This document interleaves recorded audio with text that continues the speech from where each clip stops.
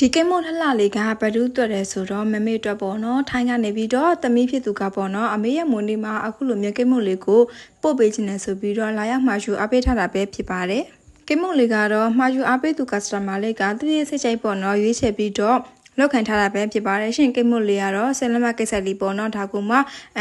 အထက်မှာဆိုလို့ရှိရင်နုကိတ်သားလေးနဲ့ဒီဂျမ်ကကြတော့ဘီဝဲရီဂျမ်မျိုးကိုထည့်ထားပေးတယ်ပေါ့နော်